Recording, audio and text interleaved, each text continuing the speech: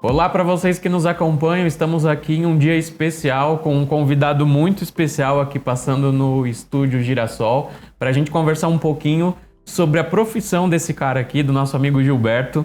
Ele vai dar para a gente, não se engane, uma aula sobre a advocacia. É ou não é, Gilberto? Quero, antes de mais nada, agradecer, muito obrigado pela presença, por compartilhar um pouco do seu tempo aqui conosco e, mais uma vez, muito obrigado. Eu que agradeço o convite do Grupo Girassol e seu em especial, Igor, que está se reunindo aqui o evento. E assim, longe de querer dar uma aula, assim, a gente vai tentar passar para os telespectadores do Grupo Girassol um pouco do balizamento que segue a advocacia aí, até para levar um pouco mais de informação. E a intenção nossa realmente é dividir um pouco disso aí com o público do Grupo Girassol. Perfeito. Ô Gilberto, eu quero começar fazendo uma pergunta, na verdade, para você explicar um pouco para a gente essa questão da profissão. O advogado, ele é o único inscrito e registrado na Constituição, não é isso? Na realidade é o seguinte, se você pegar o artigo 133 da Constituição Federal, ela traz cravado lá o reconhecimento da advocacia, dizendo que o advogado é indispensável à administração da justiça. Se você procurar na Constituição Federal, que é a lei máxima do país, a regulamentação de outras profissões, você não encontra. Então, constitucionalmente, a advocacia é a única profissão reconhecida. Isso faz com que as pessoas que se dedicam ao ramo da advocacia tenham um respaldo mais robusto na hora de buscar a defesa do interesse dos seus clientes. Por conta desses argumentos, é que a advocacia, assim, de forma aguerrida, tem uma retaguarda não só das legislações infraconstitucionais, que é o próprio Estatuto da OAB, que é uma lei federal também, diga-se de passagem, Sim. mas da própria Constituição Federal, que é a lei maior do país. Legal, legal. Ô Gilberto, queria falar então, agora que você já localizou pra gente a real localização, né, literalmente, do advogado na Constituição, queria que você contasse agora um pouco de você. Hoje você está ocupando a presidência do Tribunal de Ética da OAB, é isso? Perfeitamente. Tribunal de Ética e Disciplina, eu presido a 13ª turma disciplinar, que fica em Ribeirão Preto, que é o nosso órgão regional aqui. Explica para quem não sabe ou para quem ainda está no processo de formação, né? Para entender um pouco, como se dá essa questão dos números? Por exemplo, você preside a 13ª sessão, né? 13ª turma. Turma. Isso. Como que a gente tem essa divisão? Como que ela acontece? Vamos lá. O Estado de São Paulo, ele é gerido pela seccional da OAB, que é a OAB Paulista, né? Hoje a sede está em São Paulo, e ela se divide em subseções, que são as OABs locais. Então, Bebedouro, por exemplo, é a 87ª subseção da OAB. Ribeirão Preto é a 12ª subseção da OAB. E cada município, em tese, os municípios de maior tamanho, os menores às vezes acabam se juntando com outros. Aí é o nosso caso, a gente tem conosco agregado o município de Viradouro, que pertence à 87ª. E até pouco tempo atrás tínhamos o município de Pitangueiras, que agora, num trabalho recentíssimo do nosso presidente Leandro Contro, junto ao presidente Caio em São Paulo, conseguiu que Pitangueiras deixasse de ser pertencente a Bebedouro e passasse a ser uma subseção. Então, assim se formam as subseções. Acima disso, tem os tribunais de ética, que compreendem regionalmente algumas subseções. O nosso tribunal de ética, o nosso regional, é Ribeirão Preto, que é a 13ª turma. No estado de São Paulo, são 26 tribunais de ética, está sendo criado o 27º, mas são 26 no estado todo. Então, compreende algumas regiões. A nossa aqui, circunscrição, ela é composta de Bebedouro, de Viradouro, Pitangueiras, Sertãozinho, Ribeirão Preto, Cajuru, Serrana, Porto Ferreira, Santa Rita do Passa Quatro, e até Pirassununga nós vamos. Essa é a circunscrição do TED 13, que é a 13ª turma disciplinar, que fica em Ribeirão Preto. Esse TED 13, ele é composto por relatores, que são relatores que, de acordo com o trabalho desenvolvido na vida e a reputação adequada para ocupar um cargo, sem nenhum tipo de mancha sobre o seu prontuário, eles são indicados pelo mérito de que possuem em razão do seu prontuário e passam a ocupar esse tribunal de ética. Os tribunais de ética, em média, eles têm de 15 a 40 relatores, variando de acordo com o tamanho. O Tribunal de Ética de Ribeirão Preto hoje conta com 22 relatores. Bebedouro manda para Ribeirão Preto 2 relatores, que é o Dr. Luiz Ricardo Sampaio e o Dr. Vinícius Calzado Barcelos, que compõem. Eu compunha esse tribunal, componho já o TED já há 15 anos. E agora assumi recentemente, o ano passado, a presidência desse Tribunal de Ética. Então, assim, é formado desse meio, por dessa forma, e regionaliza de acordo com os locais. São Paulo, por exemplo, a grande São Paulo tem um volume maior dos tribunais de ética, porque a área lá é bastante ampla, né? E para o interior nós temos outros tribunais de ética. Aqui nós temos Franca, nós temos São José do Rio Preto, nós temos Araraquara, são os nossos regionais mais para esse lado aqui, que fazem esse mesmo trabalho que nós fazemos. Legal. Ô Gilberto, ao total, assim, a gente conta os tribunais nacionalmente? Se sim, quantos eles são? Vamos lá. A ordem, ela possui um escalonamento de nível federal, estadual e municipal, assim como os poderes executivos. Então, assim, a subseção a local aqui é a municipal.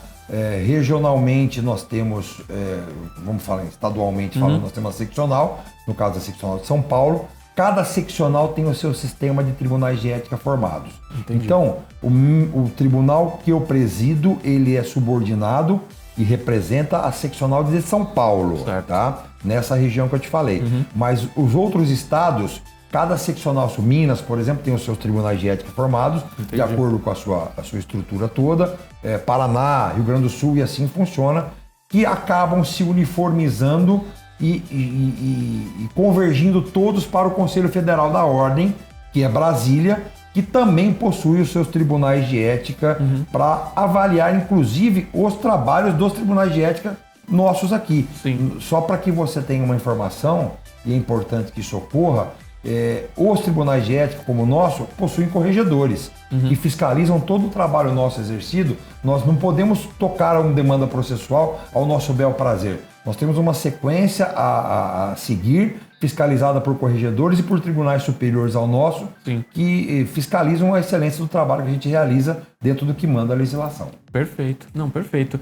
É uma classe muito bem estruturada, né, Gilberto? A ordem chega a impressionar o nível de estruturação que ela possui, porque, a princípio, parece, inclusive, que a ordem é uma massa homogênea. Quando você chega mais próximo um pouco, você começa a perceber que a segmentação, de acordo com o que é necessário, acontece com grande frequência na ordem. Então você tem comissões formadas de acordo com a necessidade de cada segmento. Assim, importante de frisar que todos esses segmentos têm um órgão superior que fiscaliza tudo isso. De forma que, assim, a ordem também não está livre das coisas ruins que a gente vê acontecer em todas as profissões. Mas o foco nosso é extirpar do meio isso aí, para que a ordem cada vez mais apresente um trabalho de excelência à população e aos assistidos, que são os advogados. Não, perfeito. Ô Gilberto, eu queria agora te perguntar especificamente sobre a atuação do tribunal, né? Como que se dá essa demanda? Como que a gente imputa um processo no Tribunal de Ética? Como é esse? Eu vou tentar explicar para vocês da forma mais simples possível.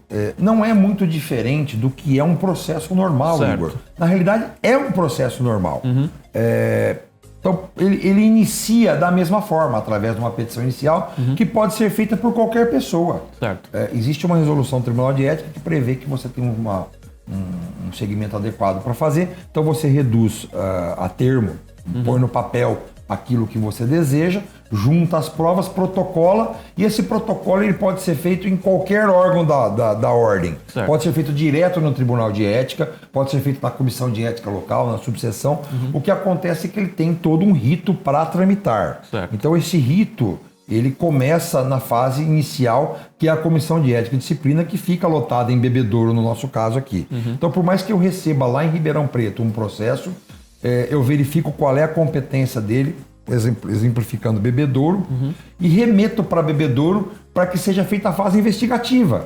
Então, oitiva de testemunhas, juntadas de documento, abertura de prazo para que o advogado se defenda.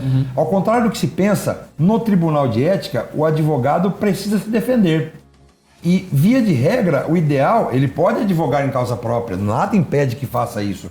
Mas, via de regra, os colegas, para evitar que depositem emoção no trabalho feito, usualmente contratam advogados, colegas de sua confiança, para proceder à defesa igual um processo convencional, Igor. Sim. Isso não muda. Você faz a constituição das suas provas, junta os documentos, marcam-se as audiências, são ouvidas as testemunhas e é feito um relatório, não é uma sentença.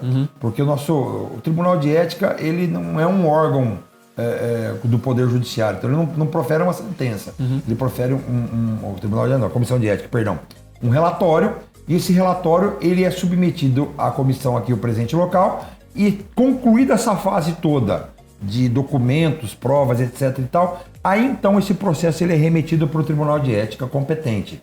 No caso de Bebedouro e Ribeirão Preto. Ele é recebido e no momento em que ele é recebido, ele é remetido para um assessor do Tribunal de Ética que vai conferir todos os passos que foram cometidos, feitos aqui em primeira instância. Certo. Feito isso tudo, se tiver algo a ser saneado, será devolvido para que seja corrigido isso aí, para que a hora que chegue no Tribunal de Ética ele esteja pronto para o julgamento. Feito isto, já saneado pelo assessor e corrigidos os pontos necessários, ele é remetido para um relator. Esse relator vai fazer o que a gente chama de parecer preliminar ou parecer de admissibilidade. É onde o relator recebe o processo e diz assim, olha, eu vislumbro aqui que não há cometimento de infração ético-disciplinar e opino pelo arquivamento. Ou alternativamente, eu vislumbro que aqui houve o cometimento de captação de clientela, apropriação indébita, o enquadramento dentro dos incisos do artigo 34 do Estatuto. Usei a expressão apropriação indébita, mas não é o caso, só para que eu me faça claro aqui. Sim, claro. Tá? E aí, ele enquadra isso aí, seja pelo arquivamento ou pelo prosseguimento. Feito isto, o processo é devolvido um prazo para a parte representada para que ela apresente as suas razões finais. Ou seja, o seu último memorial justificando, depois de todo o saneamento, o que tem que ser feito. E a partir de então, se o parecer preliminar for pelo arquivamento, ele é submetido ao plenário, a maioria de votos, que é aprovado ou rejeitado. Ou apresentado um voto divergente. Nem sempre o parecer preliminar de arquivamento é acatado.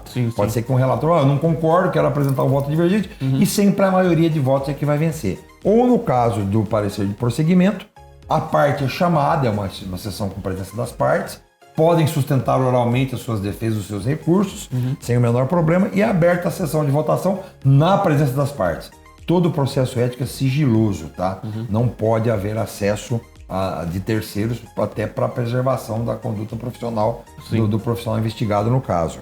Feito isto, é publicado um acórdão, como se publica, e aí abre prazo, onde a pessoa pode inclusive buscar uma instância superior, que é recorrer para o Conselho Seccional, que são as câmaras recursais que ficam em São Paulo.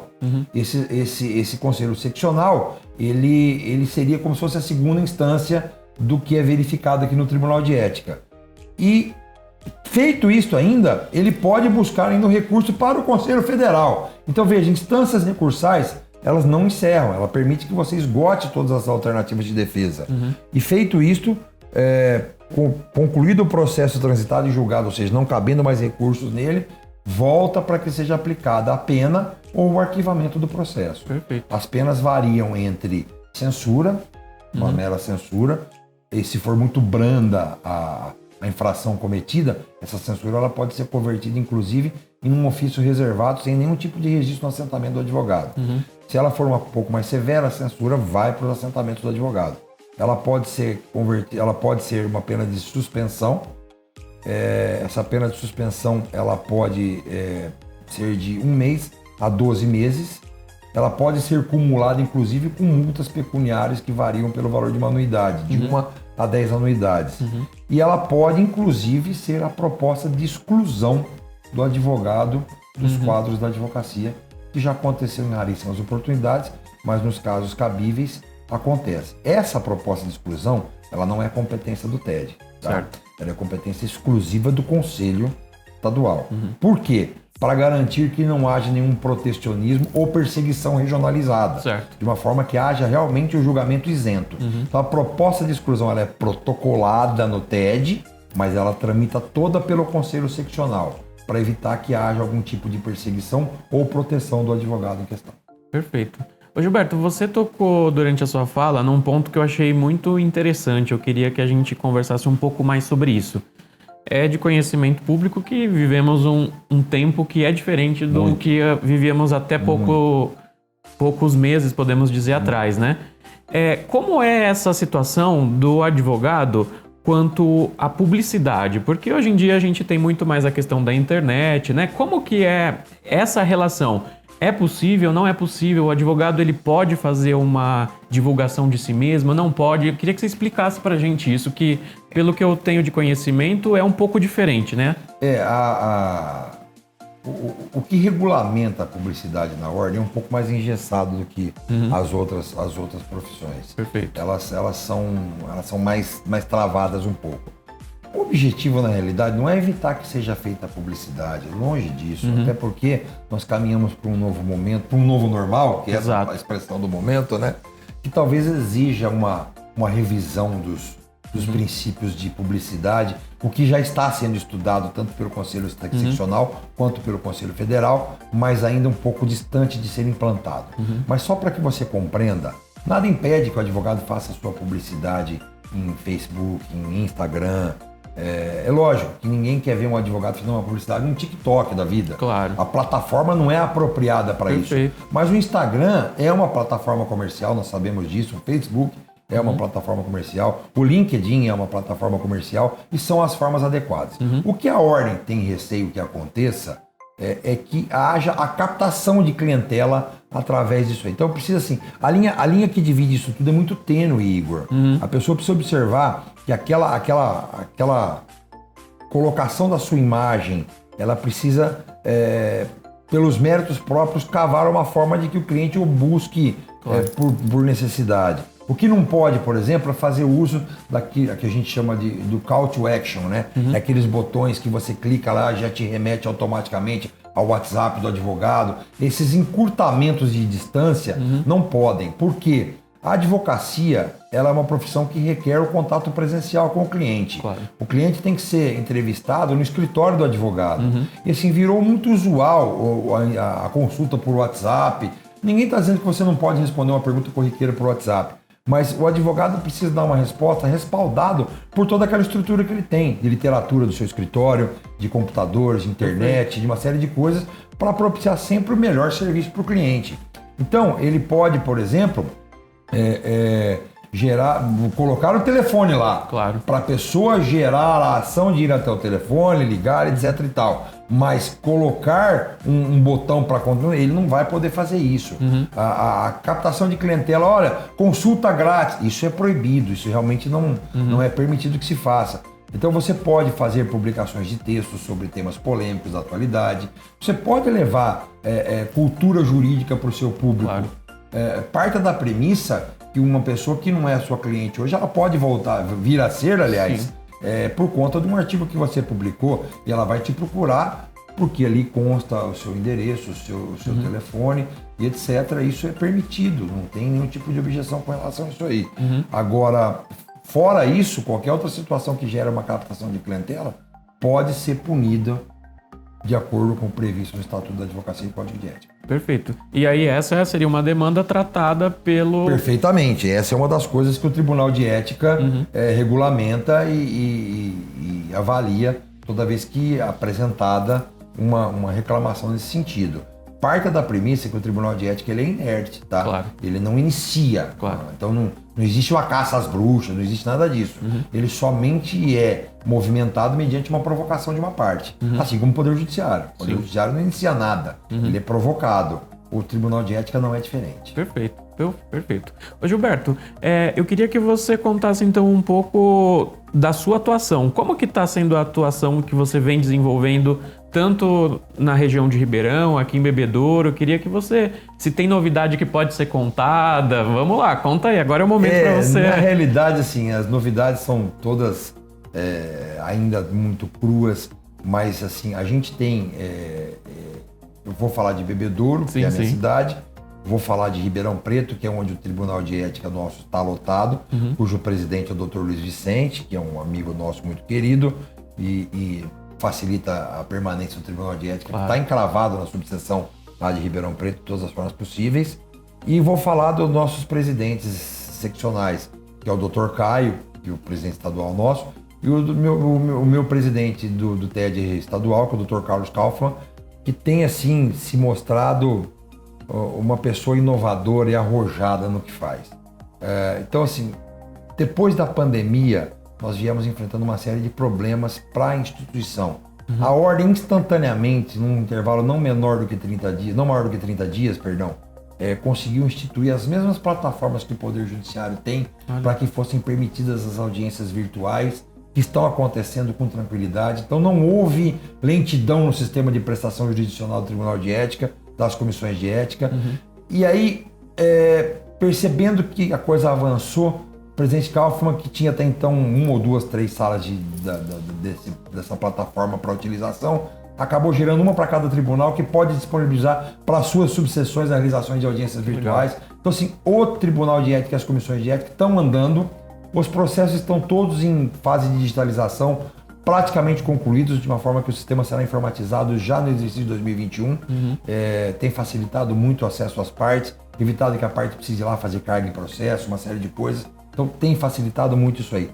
O peticionamento ainda não existe um sistema como o Poder Judiciário, mas ele está sendo feito com chancela via e-mail, conjuntada. Então, assim, o acesso está sendo facilitado de todas as formas possíveis. Agora, o que tem acontecido e tem sido legal é que tem sido estudada essa formatação para regulamentar a publicidade de uma forma mais elástica, vamos assim dizer, mais complacente, permitindo que, principalmente os jovens advogados, que já cresceram na era digital, diferente da gente que é um pouco mais velho, não dá para você pedir para um garoto que é recém-formado trabalhar com vias de publicidade normais, a não ser aquelas que ele conhece já. Então fica meio difícil você tolher dele uma coisa na qual ele cresceu. Eu cresci, não existia internet. Então, assim, você conhece umas coisas diferentes. Mas como é que você vai tolher isso? Então você vai regulamentar isso aí de uma forma que você evite todos os procedimentos. O Tribunal de Ética tem instituído algumas alternativas para limpar os processos de perseguição pessoal. A gente percebe que tem muita picuinha entre advogados, há partes e clientes que desejam complicar a vida do advogado sem nenhum tipo de motivo. Isso incha o Tribunal de Ética e traz uma morosidade desnecessária. Está sendo instituída uma formatação através de termos de ajustamento de conduta, que serão averiguados esses processos, vamos chamar de pequenos, menores, que haverá uma tramitação específica para uma comissão instituída lá em São Paulo, na seccional, que vai, com isso, eliminar muita coisa do TED, vai permitir que ele tenha uma rotatividade maior, consequentemente uma devolução de prazos mais curta. E agora, o objetivo maior, que tem sido muito bacana, os tribunais de ética de todo o país estão se consolidando de uma forma que está sendo gerenciado um ementário de julgados e jurisprudências, de forma a padronizar os julgamentos de todo o Tribunal de Ética no país todo. Bom. De uma forma que os balizamentos acontecidos no Amazonas sirvam para a gente situações pretéritas, de uma forma que os julgamentos não tenham divergências que antigamente ocorriam por falta da informatização. Então o Tribunal de Ética está usando hoje a informática para convergir para uma uniformização, uma padronização de todo o serviço prestado, julgando sempre da mesma forma aqueles casos similares. Que legal. Ô Gilberto, é muito legal você dizer isso pra gente, porque a sua fala ela traz um futuro muito promissor, né, para o tribunal. Parece existir aí um movimento, uma modernização, criações de novos fluxos, que vão ao encontro da nossa modernidade, podemos dizer assim, né? Você veja, eu fiz aí uma solicitação para o nosso presidente Kaufmann que eu precisava reformular todo o serviço de informática nosso, eram computadores antigos, ele não titubeou em municiar cada funcionário nosso de um computador novo, extremamente moderno, notebook para acesso às sessões virtuais, porque existe aquela parte que não tem acesso à internet. Claro. Ele vai ter que ir lá, Claro. tem que ter uma máquina para servir ela com mobilidade, nos serviu de um notebook adequado.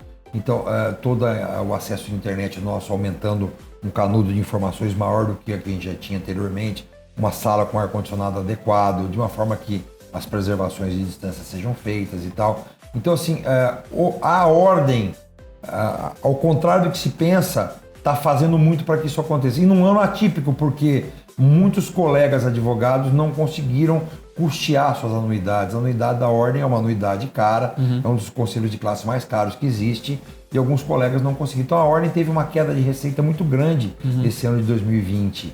E mesmo assim não deixou de prestar adequadamente a retaguarda que todos os operadores do direito dentro da ordem necessitam para que seja prestado um serviço de excelência. Que legal, que legal.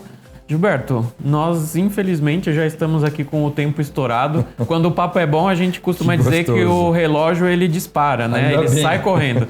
Então eu já quero deixar aqui em nome do Grupo de Girassol mais uma vez o nosso agradecimento e já estendo o convite para que você retorne aqui, porque é um papo que é delicioso. Maravilha, eu fico feliz da vida com o convite, acho que é bacana a iniciativa do Grupo Girassol em inovar nesse segmento, eu acho que é fabulosa. Tem a cara do século XXI, que é exatamente o que a diretoria do Grupo Girassol representa aqui em Bebedouro. E Bebedouro está de parabéns por ganhar esse segmento. E o Grupo Girassol tem apresentado um trabalho fabuloso, a gente tem acompanhado. E a gente deseja a vocês uma gestão profícua. E eu estou à disposição sempre que eu puder ajudar e vir aqui para agregar de alguma forma.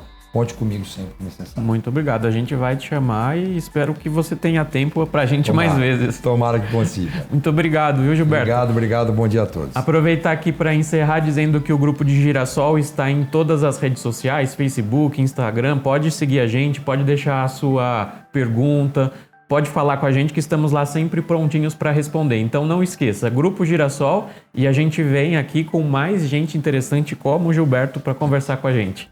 Tchau e até a próxima.